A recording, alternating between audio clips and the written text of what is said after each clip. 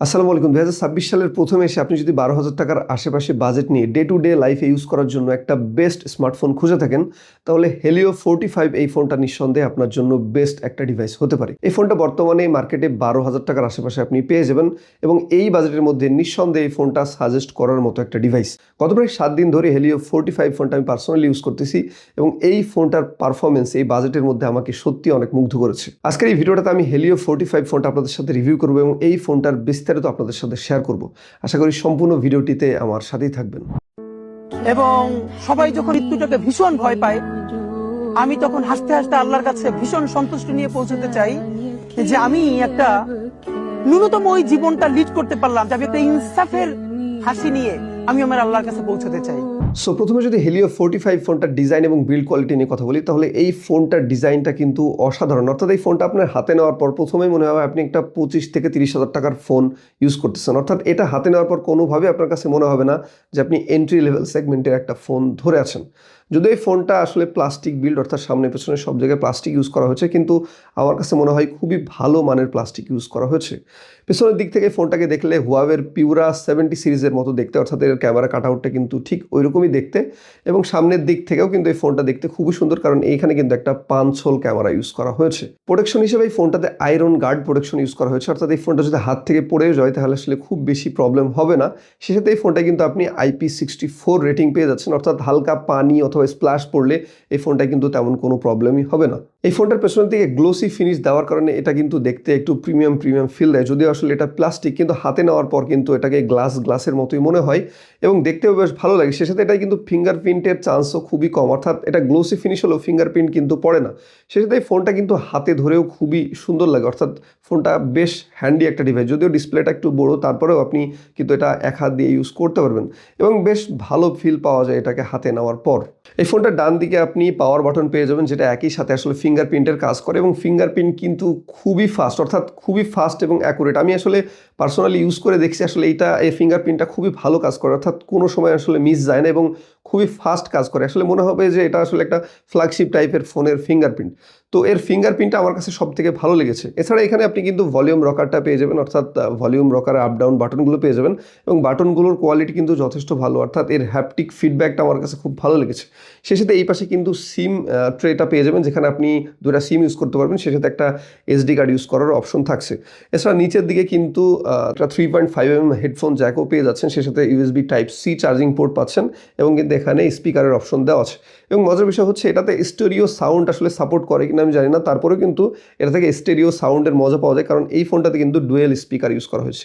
অর্থাৎ উপরের দিকে কিন্তু আপনি এখানে একটা স্পিকার পাচ্ছেন এবং এইখানেও কিন্তু একটা স্পিকার পাচ্ছেন এবং সামনের দিক থেকেও কিন্তু ডিসপ্লেটা দেখতে খুবই সুন্দর, কারণ এখানে একটা পাঞ্চ হোল কাটআউট ইউজ করা হয়েছে, পাঞ্চ হোল ক্যামেরা ইউজ করা হয়েছে, যেটা দেখতে আসলে বেশ ভালো লাগে।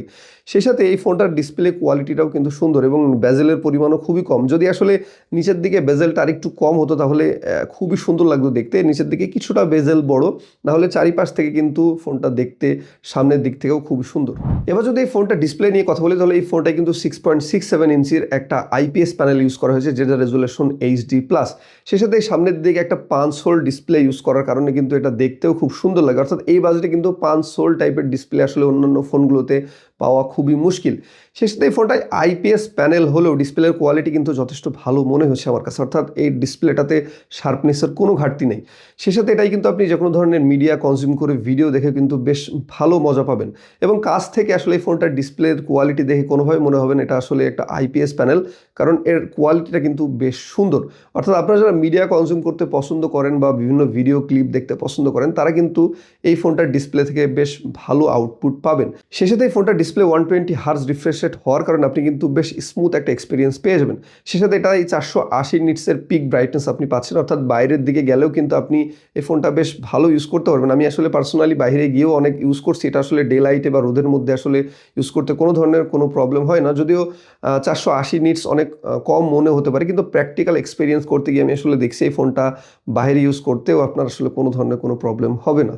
এবং সেই সাথে ফোনটার ডিসপ্লেতে আয়রন গার্ড প্রোটেকশন থাকার কারণে কিন্তু এই ডিসপ্লেটা যদি পড়ে যায় তারপরে আসলে কোনো ধরনের কোনো প্রবলেম হওয়ার কথা না। তারপরেও আপনারা চেষ্টা করবেন সবসময় একটা এক্সট্রা গরিলা গ্লাস ইউজ করতে। এবার যদি এই ফোনটার হার্ডওয়্যার এবং সফটওয়্যার সেকশন নিয়ে কথা বলি তাহলে এই ফোনটাই চিপসেট হিসেবে মিডিয়াটেকের হেলিও G81 ইউজ করা হয়েছে, যেটা আসলে একটা অক্টাকোর প্রসেসর এবং এই বাজেটের মধ্যে নিঃসন্দেহে এই প্রসেসরটা খুবই ভালো। অর্থাৎ এই ফোনটা আমি ডে টু ডে লাইফে ইউজ করতে গিয়ে আসলে কোনো ধরনের ল্যাগ বা অন্যান্য কোনো কিছু ফিল করিনি। অর্থাৎ বেশ ভালো কিন্তু ফাস্ট এই ফোনটা কাজ করে। সেই সাথে আপনারা যারা ছোটোখাটো গেম খেলতে পছন্দ করেন বা ফ্রি ফায়ারের মতো গেম কিন্তু এই ফোনটা দিয়ে আপনি অনায়াসে খেলতে পারবেন, অর্থাৎ লো সেটিংসে খেলতে পারবেন। আর যারা টাইম কনজিউমিং গেমগুলো খেলতে পছন্দ করেন বা এই ধরনের গেম খেলতে পছন্দ করেন তারা অনায়াসে এই চিপসেটটা দিয়ে কিন্তু গেম খেলতে পারবেন। এছাড়া এই ফোনটায় র্যাম হিসেবে 6GB র্যাম পেয়ে যাচ্ছেন এবং 128GB পর্যন্ত স্টোরেজের সুবিধা পাচ্ছেন এবং আপনি চাইলে কিন্তু 512GB পর্যন্ত SD কার্ড ইউজ করার সুযোগ পাচ্ছেন। এই মুহূর্তে এই ফোনটা অ্যান্ড্রয়েড 15-এ রান করতেছে এবং আশা করি আরও 2-1টা সফটওয়্যার আপডেট এই ফোনটা থেকে আপনি পেয়ে যাবেন। নেটওয়ার্ক হিসেবে এই ফোনটাতে 4G নেটওয়ার্কের সুবিধা পেয়ে যাচ্ছেন। আসলে এই বাজেটের মধ্যে 5G আশা করাটাও ভুল এবং বাংলাদেশের যে নেটওয়ার্কের কোয়ালিটি সেই দিক থেকে আসলে 5G আর 4G এটা আসলে কোনো যায় আসে না। সেই সাথে আপনি কিন্তু ডুয়েল সিম ইউজ করার সুবিধা পাবেন এই স্মার্টফোনটাতে। এবার যদি এই ফোনটার মেইন আকর্ষণ অর্থাৎ এর ক্যামেরা নিয়ে কথা বলি তাহলে এই ফোনটার পেছনের দিকে কিন্তু 3টা ক্যামেরা আপনারা দেখতে পাবেন, যেটা আসলে মেন সেন্সর হিসেবে আছে 50 মেগাপিক্সেলের একটা মেন সেন্সর এবং সাথে 0.8 মেগাপিক্সেল এবং আরেকটা 0.8 মেগাপিক্সেলের সেন্সর ইউজ করেছে। আসলে ওই দুইটার কি কাজ আমি জানি না, তবে এই ফোনটার মেইন ক্যামেরা থেকে কিন্তু আপনি বেশ ভালো ভালো ছবি তুলতে পারবেন, অর্থাৎ এই বাজেটের মধ্যে কিন্তু সন্তোষজনক ছবি তুলতে পারবেন। এই ফোনটায় আমি কিন্তু বেশ কয়েকটা ছবি তুলেছি এবং বিভিন্ন জায়গায় গিয়ে বেশ কয়েকটা ছবি নিয়েছি এবং যথেষ্ট ভালো মনে হয়েছে আমার কাছে এই বাজেটের মধ্যে। অর্থাৎ এই বাজেটের মধ্যে আসলে ফ্ল্যাগশিপ লেভেলের ছবি তো আশা করাই যায় না, তবে তারপরে আপনি এই বাজেটের মধ্যে আসলে সন্তোষজনক ছবি তুলতে পারবেন এই ফোনটার থেকে। সেই সাথে এই ফোনটার সামনের দিকে কিন্তু 32 মেগাপিক্সেলের একটা সেন্সর ইউজ করা হয়েছে, অর্থাৎ এই ফোনটা দিয়ে কিন্তু বেশ ভালো কোয়ালিটির সেলফি পাওয়া যায়। অর্থাৎ আমি দেখছি এই ফোনটার সেলফি কোয়ালিটি যথেষ্ট ভালো। পেছনের ক্যামেরার থেকে এই ফোনটার সেলফি কোয়ালিটি আমার কাছে বেশি ভালো মনে হয়েছে। এছাড়া আপনারা যারা ভিডিও করবেন তারা কিন্তু এই ফোনটায় 1080p 30fps ভিডিও করার সুবিধা পাবেন এর পেছনের এবং সামনের 2টা ক্যামেরা দিয়ে এবং ভিডিও কোয়ালিটি আসলে অ্যাভারেজ মানের হয়।